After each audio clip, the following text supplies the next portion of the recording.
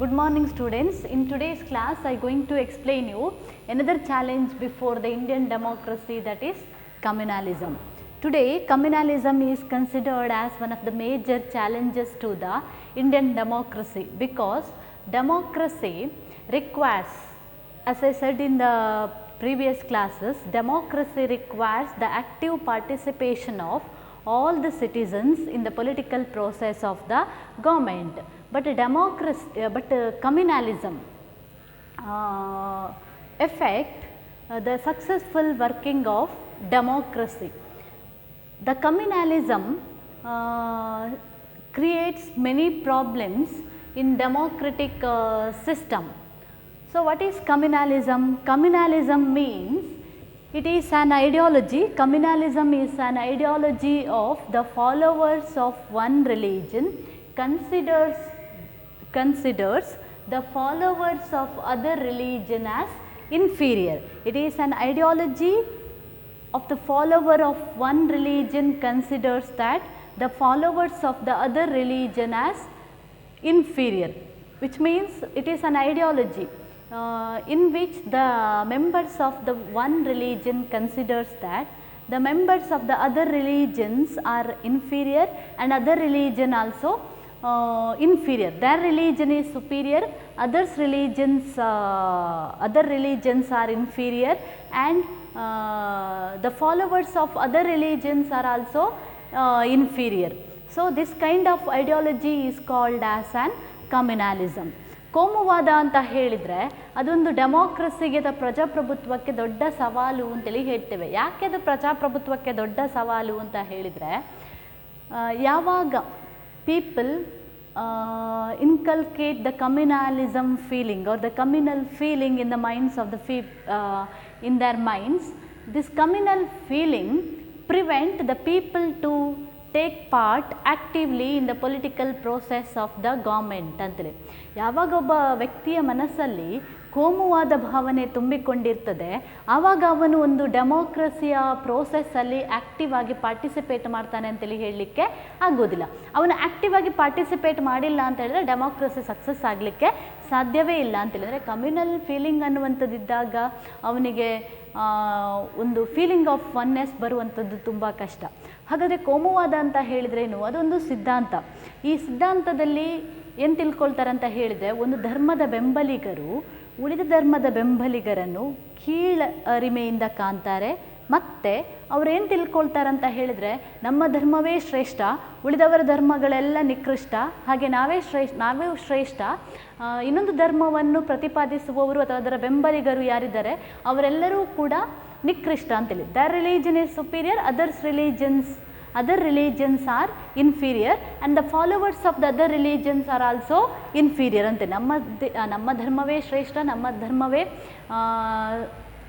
Supreme, ಉಳಿದೆಲ್ಲ ಧರ್ಮಗಳು ಕೂಡ ಇನ್ಫೀರಿಯರ್ ಅಂತ ಭಾವನೆ ಅನ್ನುವಂಥದ್ದೇನಿದೆ ಅದನ್ನೇ ನಾವು ಕಮ್ಯುನಲಿಸಮ್ ಅಥವಾ ಕೋಮುವಾದ ಅಂತೇಳಿ ಹೇಳ್ಬೋದು. ಕೋಮುವಾದ, the main next let us discuss about some of the causes for communalism. The first cause for the communalism is policy of the British India. ಈಗ ಈ ಕೋಮುವಾದ ಅನ್ನುವಂಥದ್ದು ಬೆಳೆದು ಬರಲಿಕ್ಕೆ, ನಮ್ಮ ದೇಶದಲ್ಲಿ ಬೆಳೆದು ಬರಲಿಕ್ಕೆ ಅನೇಕ ಕಾರಣಗಳಿದೆ. ಅದರಲ್ಲಿ ಮೊದಲು ಕಾರಣ ಯಾವುದು ಅಂತ ಹೇಳಿದರೆ, ಭಾರತಕ್ಕೆ ಸಂಬಂಧಪಟ್ಟಂತಹ ಬ್ರಿಟಿಷರು ಅನುಸರಿಸಿದ ನೀತಿ. Policy of the British government towards India is one of the main reason for communalism. So, this policy of the British government developed the communalism feeling in the minds of the people. To unite during the period of British rule, to unite the unity of Hindus and also the Muslims, British adopted divide and rule policy. So, according to the divide and rule policy, in 1905, the Bengal was divided into two, North Bengal and also the South Bengal. One part dominated the Muslim religion and another part dominated the Hindu religion. After the partition of Bengal in 1905, again communal representation system, communal electorate system was also introduced in India. So, this communal representation or electorate system, divide and rule policy and also the partition of Bengal, all these policies of the British government developed the communalism feeling in the minds of both Hindus and also the Muslims. ಒಂದು main ಕಾರಣ ಭಾರತದಲ್ಲಿ ಕೋಮುವಾದ ಬೆಳೆದು ಬರಲಿಕ್ಕೆ main ಕಾರಣ ಬ್ರಿಟಿಷರು ಅನುಸರಿಸಿದಂಥ ನೀತಿ ಅಂತೇಳಿ. ಭಾರತದಲ್ಲಿ ಈ ಜನರಲ್ಲಿರುವಂಥ ಒಗ್ಗಟ್ಟನ್ನು ಬ್ರೇಕ್ ಮಾಡಬೇಕು ಅಂತ ಹೇಳಿ ಬ್ರಿಟಿಷರು ಏನು ಮಾಡ್ತಾರಂತ ಹೇಳಿದರೆ ಡಿವೈಡ್ ಆ್ಯಂಡ್ ರೂಲ್ ಪಾಲಿಸಿಯನ್ನು ಫಾಲೋ ಮಾಡ್ತಾ ಬರ್ತಾರೆ, ಒಡೆದು ಆಳುವ ನೀತಿ ಅಂತೇಳಿ. ಅದರ ಪ್ರಕಾರ ಬೆಂಗಾಲನ್ನು 2 ಭಾಗಗಳಾಗಿ ವಿಭಜಿಸಲಾಗ್ತದೆ, north Bengal and south Bengal ಅಂತೇಳಿ. ಅಷ್ಟು ಮಾತ್ರ ಅಲ್ಲದೆ ಕಮ್ಯುನಲ್ ಇಲೆಕ್ಟರೇಟ್ ಸಿಸ್ಟಮನ್ನು ಕೂಡ ಭಾರತದಲ್ಲಿ ಇಂಟ್ರೊಡ್ಯೂಸ್ ಮಾಡಲಾಗ್ತದೆ. ಈ ಕಮ್ಯುನಲ್ ಇಲೆಕ್ಟರೇಟ್ ಸಿಸ್ಟಮ್ನ ಮೂಲಕ Hindu people elect Hindu representatives and Muslim people elect the Muslim representatives. So ಈ ಎಲ್ಲ policies develop the communal feeling in the minds of both Hindus and also the Muslims. Second reason is Hindu Muslim nationalism, Hindu ಮತ್ತು ಮುಸ್ಲಿಮರ ರಾಷ್ಟ್ರೀಯತೆ. Extreme love towards their religion creates many problems in our country. Accordingly, Hindu-Muslim nationalism, Muhammad Ali Jinnah, also known as Muslim Gokhale, he put forwarded two-nation theory on the basis of the religion. So, on the basis of the two nations theory, India was divided into two, India and also the Pakistan. And apart from that, various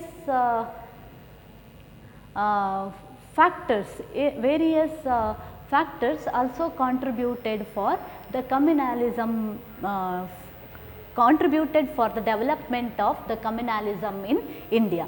ಎರಡನೇದು ಹಿಂದೂ ಮತ್ತು Muslim nationalism ಅಂತ ಹೇಳಿದರೆ ತಮ್ಮ ಧರ್ಮದ ಬಗ್ಗೆ ಇರುವಂತಹ ತೀವ್ರವಾದಂಥ ಪ್ರೀತಿ, extreme ಪ್ರೀತಿ ಕೂಡ communalism ಬೆಳೆದು ಬರಲಿಕ್ಕೆ ಒಂದು ಕಾರಣ ಆಯಿತು ಅಂತೇಳಿ ಹೇಳ್ಬೋದು. ಅಂದರೆ ಹಿಂದೂ ಅಥವಾ ಮುಸ್ಲಿಂ ರಿಲಿಜನ್ಸಲ್ಲಿ ಆ ಜನರಲ್ಲಿ ತಮ್ಮ ರಿಲಿಜನ್ನ ಬಗ್ಗೆ ಇರುವಂಥ ತೀವ್ರವಾದಂಥ ಪ್ರೀತಿ ಈ ಕೋಮುವಾದ ಬೆಳೆದು ಬರಲಿಕ್ಕೆ ಕಾರಣ ಆಯಿತು ಅಂತೇಳಿ ಹೇಳ್ಬೋದು.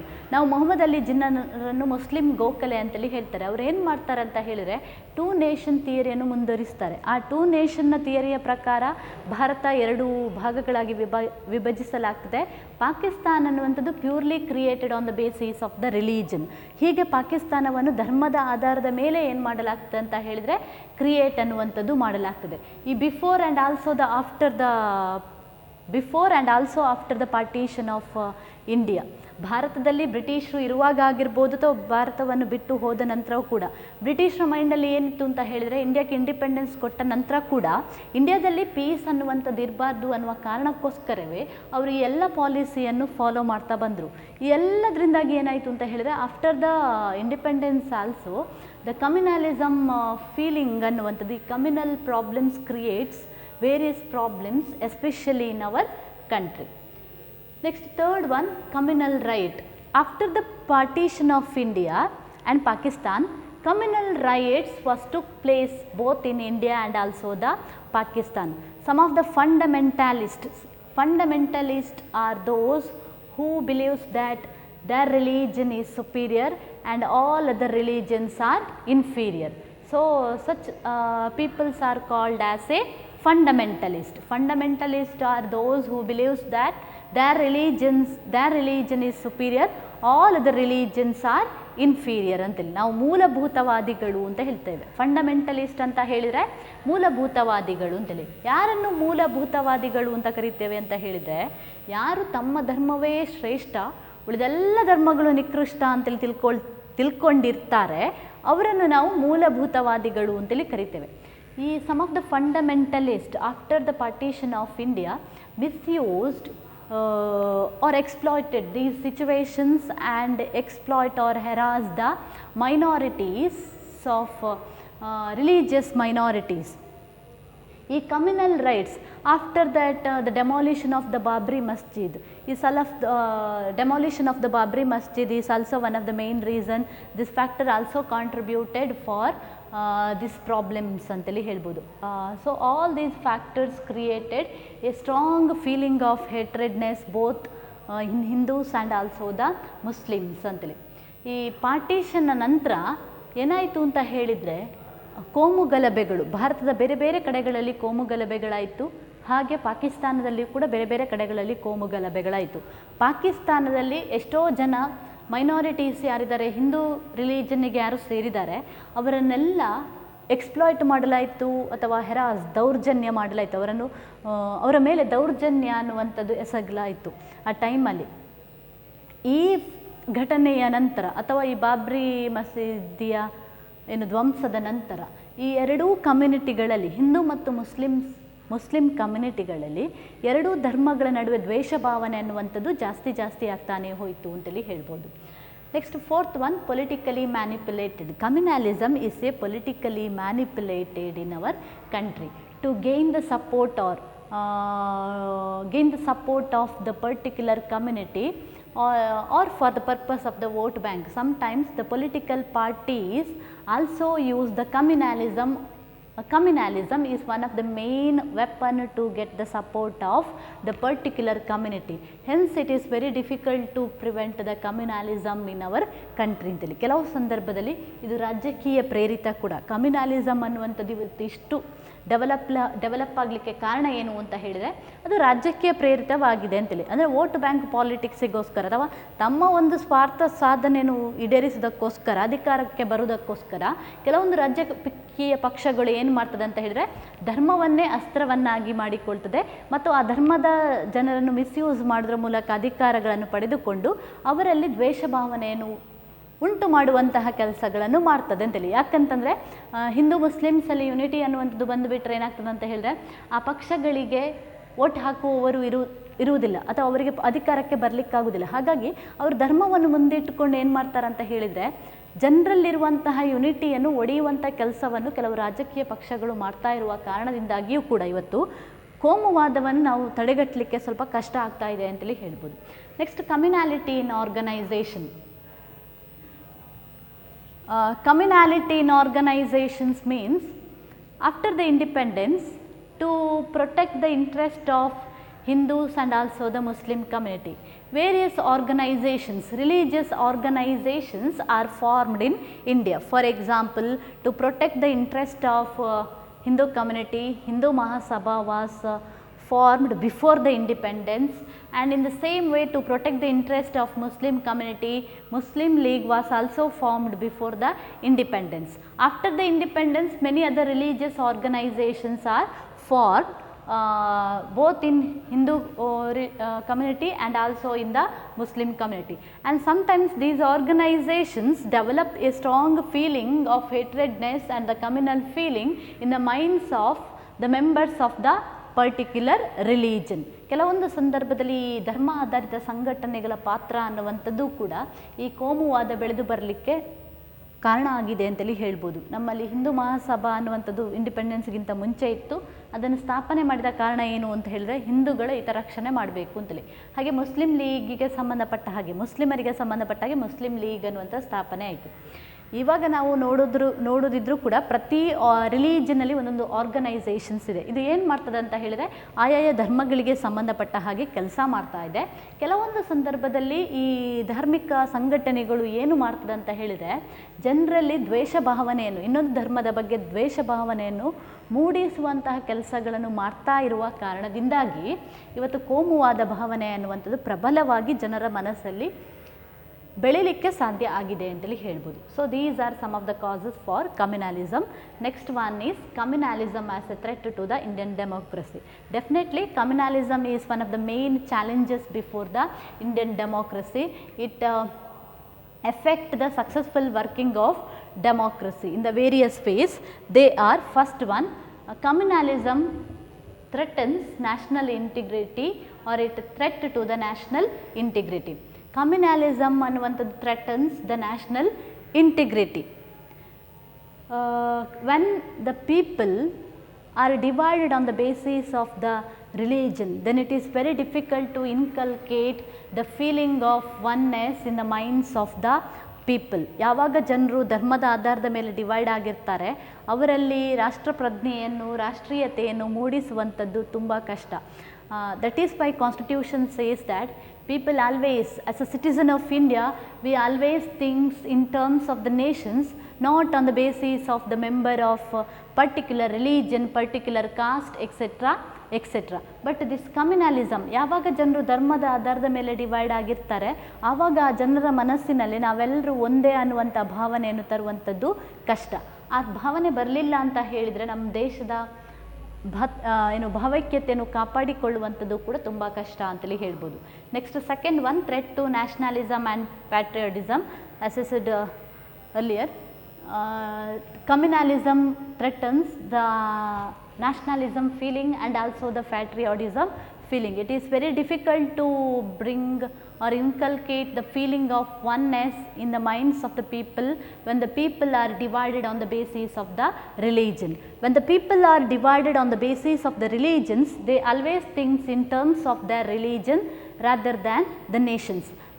Their view is their religion is superior, all others religions are inferior. ಯಾವಾಗ ಜನರು ಈ ರೀತಿ ಯೋಚನೆ ಮಾಡಿರ್ತಾರೆ, ನಮ್ಮ ಧರ್ಮವೇ ಶ್ರೇಷ್ಠ, ನಮ್ಮ ಧರ್ಮವೇ ಇರಬೇಕು, ಬೇರೆಯವರ ಧರ್ಮ ಇರಬಾರ್ದು, ಬೇರೆಯವರ ಧರ್ಮ ಎಲ್ಲ ನಿಕೃಷ್ಟ ಅಂತೇಳಿ ನಾವು ಯಾವಾಗ ನಮ್ಮ ಮನಸ್ಸಲ್ಲಿ ಬರ್ತದೆ, ಆವಾಗ ಏನಾಗ್ತದೆ ಅಂತ ಹೇಳಿದರೆ ಆವಾಗ ನಾವು ದೇಶದ ಬಗ್ಗೆ ಯೋಚನೆ ಮಾಡುವಂಥದ್ದು ಕಷ್ಟ ಆಗ್ತದೆ ಅಂತಿಲ್ಲ. ನಮಗೆ ನಮ್ಮ ಧರ್ಮ ಮಾತ್ರ ಕಾಣ್ತದೆ, ದೇಶ ಅನ್ನುವಂಥದ್ದು ಕಾಣುವುದಿಲ್ಲ. ಕಾನ್ಸ್ಟಿಟ್ಯೂಷನ್ ಏನು ಹೇಳುದು, ಒಬ್ಬ ಸಿಟಿಸನ್ ಆಗಿ ನಾವು ದೇಶದ ಬಗ್ಗೆ ಯೋಚನೆ ಮಾಡಬೇಕು. ಮೊದಲು ದೇಶ, ನಂತರ ನಮ್ಮ ಧರ್ಮ ಜಾತಿ ಎಲ್ಲ.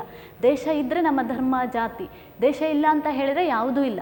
ಆದರೆ ಈ ಕೋಮುವಾದಿ ಭಾವನೆ ನಮ್ಮ ಮನಸ್ಸಲ್ಲಿ ಬಂದಿದ್ದಾಗ ನಮ್ಮ ಮನಸ್ಸು what is right and what is wrong ಅಂತ ಯೋಚನೆ ಮಾಡಲಿಕ್ಕೆ ಹೋಗೋದಿಲ್ಲ. ನಮಗೆ ಏನು ಕಾಣ್ತದೆ ಅಂತ ಹೇಳಿದರೆ ನಮ್ಮ ರಿಲಿಜನ್ ಮಾತ್ರ ಕಾಣ್ತದೆ. ಈಗ ಕೆಲವು ಸಮ್ಟೈಮ್ಸಲ್ಲಿ our own citizens are involved in the anti national activities like terrorism, naxalism etcetera etcetera. ಯಾಕೆ ಅವರು ಟೆರರಿಸ್ಟ್ಗಳಾಗಿ ನಮ್ಮ ದೇಶದ ಜನರನ್ನೇ ಕೊಲ್ಲುವಂಥ ಕೆಲಸವನ್ನು ಮಾಡ್ತಾರಂತ ಹೇಳಿದರೆ ಅವರಿಗೆ ಯಾವುದು ಸರಿ ಯಾವುದು ತಪ್ಪು ಅಂತೇಳಿ ಮಾಡುವ ಯೋಚನೆಯಲ್ಲಿರುವುದಿಲ್ಲ. ಅವರು ಕೇವಲ ಧರ್ಮದ ಬಗ್ಗೆ ಮಾತ್ರ ಯೋಚನೆ ಮಾಡ್ತಾರೆ. ಅವರಿಗೆ ದೇಶದಲ್ಲಿರುವ ಜನರು ಯಾರೂ ಕೂಡ ಕಾಣುವುದಿಲ್ಲ. ಹಾಗಾಗಿ ಅಂತಹ ಜನರ ಮನಸ್ಸಿನಲ್ಲಿ ನಾವು ರಾಷ್ಟ್ರಪ್ರೇಮ, ರಾಷ್ಟ್ರದ ಬಗ್ಗೆ ಭಕ್ತಿಯನ್ನು ತರುವಂಥದ್ದು ತುಂಬ ಕಷ್ಟ ಅಂತೇಳಿ. ಅದಕ್ಕೋಸ್ಕರ ಕಮ್ಯುನಲಿಸಮ್ ಅನ್ನುವಂಥದ್ದು ರಾಷ್ಟ್ರೀಯತೆಗೆ ಅಥವಾ ರಾಷ್ಟ್ರಪ್ರೇಮಕ್ಕೆ ಒಂದು ದೊಡ್ಡ ಚಾಲೆಂಜ್ ಅಂತೇಳಿ ಹೇಳ್ತೇವೆ. And communalism, third one, it is impediment to the development. Communalism always also affect the development or progress of the nations. Sometimes the provocative speeches of the fundamentalists and their writings, articles, etc. divides the people on the basis of the religion. So this creates communal clashes and communal conflict within our nation.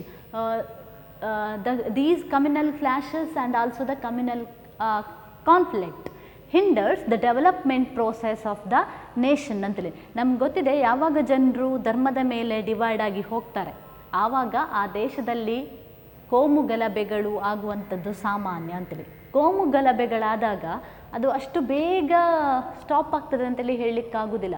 ಈ 1 ದಿವಸ ಆಗ್ಬೋದು, 2 ದಿವಸ ಆಗ್ಬೋದು, 3 ದಿವಸ ಆಗ್ಬೋದು. ಈ ಕೋಮು ಗಲಭೆಗಳಿದ್ದಾಗ ಬಂದ್ಗಳಾಗೋದು, ಸ್ಟ್ರೈಕ್ಗಳಾಗೋದ್ರಿಂದಾಗಿ ದೇಶಕ್ಕೆ ಅಪಾರ ಪ್ರಮಾಣವಾದಂಥ ನಷ್ಟ ಆಗ್ತದೆ. ಅದರಿಂದ ದೇಶದ ಆರ್ಥಿಕ ಪ್ರಗತಿ ಅನ್ನುವಂಥದ್ದು ಕೂಡ ಕುಂಠಿತ ಆಗ್ತದೆ ಅಂತೇಳಿ ಹೇಳ್ಬೋದು. Next one, weak political leadership. Another reason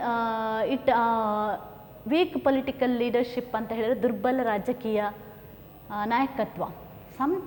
Communalism is not of a recent origin. India faced these problems before and also after the independence and even today. The main reason for the communal problems in India is the weak political leadership. Because of the weak political leadership, the government most of the time was not in a position to take a strict actions against those who are involved in the communal activities ಅಂತೇಳಿ. ನಮ್ಮಲ್ಲಿ ಯಾಕೆ ಸ್ವಾತಂತ್ರ್ಯದ ಹಿಂದಿನಿಂದಲೂ ಕೂಡ ಈ ಸಮಸ್ಯೆ ಇತ್ತು, ಈಗ ಕೂಡ ಸಮಸ್ಯೆ ಇದೆ, ಯಾಕೆ ಅಂತ ಹೇಳಿದರೆ ಎಲ್ಲೋ ಒಂದು ಕಡೆ ಇಲ್ಲಿ ರಾಜಕೀಯ ಪಕ್ಷಗಳು ಅಥವಾ ರಾಜಕೀಯ ನಾಯಕರ ಅಸಡ್ಡೆ ಅನ್ನುವಂಥದ್ದು ಕಾಣ್ತದೆ ಅಂತೇಳಿ. ಯಾಕಂತಂದರೆ ಅವರೊಂದು ಸ್ಟ್ರಾಂಗ್ ಆ್ಯಕ್ಷನ್ಸ್ ಅನ್ನುವಂಥದ್ದು ತಗೊಂಡು ಇರ್ತಿದ್ರೆ ಈ ಸಮಸ್ಯೆ ಅನ್ನುವಂಥದ್ದು ಇಷ್ಟು ತನಕ ಬೆಳೆದು ಬರಲಿಕ್ಕೆ ಸಾಧ್ಯನೇ ಆಗ್ತಿರಲಿಲ್ಲ ಅಂತೇಳಿ. ಯಾಕೆ ಅವರು ಕಮ್ಯುನಲಿಸಮಿಗೆ ಅಥವಾ ಕೋಮುವಾದಕ್ಕೆ ಸಂಬಂಧಪಟ್ಟಂಥ ಸ್ಟ್ರಾಂಗ್ ಪಾಲಿಸಿ ಅಥವಾ ಆ್ಯಕ್ಷನ್ಸ್ ತಗೊಳ್ತಾ ಇಲ್ಲ ಅಂತ ಹೇಳಿದರೆ, ಆಗಲೇ ಹೇಳಿದ ಹಾಗೆ communalism is politically manipulated in India ಅಂತೇಳಿ. ಅದು ರಾಜಕೀಯವಾಗಿ ಪ್ರೇರಿತವಾಗಿರೋದು. ಯಾಕೆ ಅಂತಂದರೆ ಅದರ ಬಗ್ಗೆ ಒಂದು ಸ್ಟ್ರಿಕ್ಟ್ ಆ್ಯಕ್ಷನ್ಸ್ ತಗೊಂಡು ಹೋದರೆ, ಜನರನ್ನು ರಿಲಿಜನ್ನ ಬೇಸಿಸ್ನ ಮೇಲೆ ಡಿವೈಡ್ ಮಾಡಿಲ್ಲ ಅಂತ ಹೇಳಿದರೆ ಕೆಲವು ಪಕ್ಷಗಳಿಗೆ ಅಧಿಕಾರಕ್ಕೆ ಬರುವುದು ಸಾಧ್ಯವೇ ಆಗೋದಿಲ್ಲ. ಅವರ ಮೇನ್ ಇಂಟ್ರೆಸ್ಟ್ ಏನು, ಅವರಿಗೆ ಅಧಿಕಾರ ಸಿಕ್ಕಿದರೆ ಸಾಕು ಅಂತೇಳಿ. ಕಾಮನ್ ಪೀಪಲ್ ಹೇಗೆ ಇದ್ದರೂ ಕೂಡ ಪರವಾಗಿಲ್ಲ ಅಂತೇಳಿ. ಅದಕ್ಕೋಸ್ಕರ ಅವ್ರೇನು ಮಾಡ್ತಾರೆ ಅಂತ ಹೇಳಿದರೆ ಸ್ಟ್ರಿಕ್ಟ್ ಆ್ಯಕ್ಷನ್ಸ್ ಅನ್ನುವಂಥ ತಗೊಳ್ಳದೇ ಇಲ್ಲ. ಇದು ಏನು ಮಾಡ್ತದೆ ಅಂತ ಹೇಳಿದರೆ ಈ ಪ್ರಾಬ್ಲಮ್ಸ್ ಇನ್ನಷ್ಟು ಡೆವಲಪ್ ಆಗಲಿಕ್ಕೆ ಕಾರಣ ಆಗ್ತದೆ. Next one, last one, threat to the national sovereignty. Communalism also affect the sovereignty or the supreme power of the nations. When there is a communal clashes or communal conflict within the nations, sometimes our enemy country misuse these situations and defeat or threatens the sovereignty of our country ಅಂತೇಳಿ. ಯಾವಾಗ ಒಂದು ದೇಶದಲ್ಲಿ communal ಕಾನ್ಫ್ಲಿಕ್ಟ್ಗಳಿರ್ತದೆ, ಯಾವಾಗ ಜನರಲ್ಲಿ unity ಅನ್ನುವಂಥದ್ದು ಇರುವುದಿಲ್ಲ, ಅದು ಏನಾಗಿ ಬಿಡ್ತದೆ ಅಂತ ಹೇಳಿದರೆ ನಮ್ಮ ಶತ್ರು ರಾಷ್ಟ್ರಗಳಿಗೆ ನಮ್ಮ ದೇಶವನ್ನು ಡಿಫೀಟ್ ಮಾಡಲಿಕ್ಕೆ ಅಥವಾ ಅಟ್ಯಾಕ್ ಮಾಡಲಿಕ್ಕೆ ಅವಕಾಶ ಮಾಡಿಕೊಟ್ಟ ಹಾಗೆ ಆಗಿರ್ತದೆ ಅಂತೇಳಿ. ಬ್ರಿಟಿಷರು ಕೂಡ ಸೇಮ್ ಪಾಲಿಸಿಯನ್ನೇ ಫಾಲೋ ಮಾಡಿದ್ದು ಇಂಡಿಯಾದಲ್ಲಿದ್ದಾಗ. ಅಂದರೆ ಇಂಡಿಯನ್ಸ್ನಲ್ಲಿರುವಂಥ ಯುನಿಟಿಯನ್ನು ಬ್ರೇಕ್ ಮಾಡಿದ್ದು ರಿಲಿಜನ್ ಬೇಸಿಸ್ನ ಮೇಲೆ. ಅದು ಈಗ ಇಷ್ಟು ಡೆವಲಪ್ ಆಗಿ ಹೋಗ್ತಾ ಬಂದಿದೆ. ಯುನಿಟಿ ಇಲ್ಲದಿದ್ದಾಗ it is very easy for our enemy country to attack our nations or threatens the sovereignty of our country. So because of all these reasons we can say that communalism is definitely a threat or challenge to the Indian democracy. Next, what are the remedies are available in India against the communal problems in India are, first one, secularism. So to prevent the communal feeling in the minds of the people, the makers of our constitutions adopted secularism principles or the secularism ideology in our constitution. According to the Indian constitution, secularism means the absence of state religion or state maintain equal distance from all the religion. To avoid the communal feeling in the minds of the people, today the state gives equal importance to all the religion. So one of the best remedy to prevent the communalism is secularism. And apart from the secularism, to prevent the communal problems in our country, the central government in the year 2013 passed one act called Prevention of Communal Violence Act. By passing the Prevention of Communal Violence Act, the central government intend to prevent communal riots in our country. Next, the second one, national integration. National integration means it is the process of uniting the people psychologically, emotionally and politically. National integration means it is the process of uniting the people politically, emotionally and psychologically. ರಾಷ್ಟ್ರೀಯ ಭಾವೈಕ್ಯತೆ ಅಂತ ಹೇಳಿದರೆ ಜನರನ್ನು ಭಾವನಾತ್ಮಕವಾಗಿ, ರಾಜಕೀಯವಾಗಿ ಹಾಗೂ psychologically ಮಾನಸಿಕವಾಗಿ, ಜನರನ್ನು ಭಾವನಾತ್ಮಕವಾಗಿ, ಮಾನಸಿಕವಾಗಿ, ರಾಜಕೀಯವಾಗಿ ಒಟ್ಟುಗೂಡಿಸುವಂತಹ ಪ್ರಕ್ರಿಯೆಯನ್ನು ನಾವು ನ್ಯಾಷನಲ್ ಇಂಟಿಗ್ರೇಷನ್ಸ್ ಅಂತೇಳಿ ಹೇಳ್ತೇವೆ. So national integration is also one of the best remedy to prevent the communal riots or the communal tensions in the minds of the people. ಜನರಲ್ಲಿ ಕೋಮುವಾದಿ ಭಾವನೆಯನ್ನು ಹೋಗಲಿಕ್ಕೆ ರಾಷ್ಟ್ರೀಯ ಭಾವೈಕ್ಯತೆ ಅನ್ನುವಂಥದ್ದು ಕೂಡ ಒಂದು best remedy. Apart from that, to prevent the communal problems, there are various committees are formed in India. They are National Integration Council, National Security Council, Zonal Council and Armed Forces. All these committees played a very important role to prevent the communal problems in our country. ಇದಲ್ಲದೆ ನಮ್ಮಲ್ಲಿ ಬೇರೆ ಬೇರೆ ಸಮಿತಿಗಳಿದೆ. National integration ಸಮಿತಿ ಆಗಿರ್ಬೋದು, ಪ್ರಾದೇಶಿಕ ಸಮಿತಿ ಆಗಿರ್ಬೋದು, national security council ಆಗಿರ್ಬೋದು. All these are played a very important role to prevent the communal problem. Last one, neighbourhood peace committee. The neighbourhood peace committee, ನೆರೆಹೊರೆ ಶಾಂತಿ ಸಮಿತಿಗಳು ಅಂತ ಹೇಳ್ತಾರೆ. ಈ ನೆರೆ ಅಥವಾ neighbourhood peace committees came into existence after the demolition of Babri Masjid. In order to create harmony among all the religion, the neighborhood peace committees was formed in India after the demolition of Babri Masjid. The neighborhood peace committee consists the members of all the religion. ಈ ಕಮಿಟಿಯಲ್ಲಿ ಎಲ್ಲ ಧರ್ಮಕ್ಕೆ ಸೇರಿದಂಥ ಸದಸ್ಯರಿರ್ತಾರೆ. ಇದನ್ನು ಸ್ಥಾಪನೆ ಮಾಡಿದ್ದು ಯಾಕೆ ಅಂತ ಹೇಳಿದರೆ, ಜನರಲ್ಲಿ ಕಮ್ಯುನಲ್ ಕೋಮುವಾದಿ ಭಾವನೆಯನ್ನು ಹೋಗಲಾಡಿಸಿ ಎಲ್ಲ ಧರ್ಮದವರ ನಡುವೆ ಸಾಮರಸ್ಯವನ್ನು ತರುವುದಕ್ಕೋಸ್ಕರ ಈ ನೇಬರ್ಹುಡ್ ಪೀಸ್ ಕಮಿಟಿ ಅನ್ನುವಂಥದ್ದು ರಚನೆಯಾಯಿತು ಅಂತೇಳಿ. ಈಗ ಇದು ಖಾಲಿ ಒಂದು ಸೆಂಟ್ರಲ್ ಅಥವಾ ಸ್ಟೇಟ್ ಲೆವೆಲಲ್ಲಿಲ್ಲ, ಪ್ರತಿ ವಲಯ ಮಟ್ಟದಲ್ಲಿ ನೇಬರ್ಹುಡ್ ಪೀಸ್ ಕಮಿಟಿಯನ್ನು ಇವತ್ತು ಸ್ಥಾಪಿಸಲಾಗ್ತದೆ.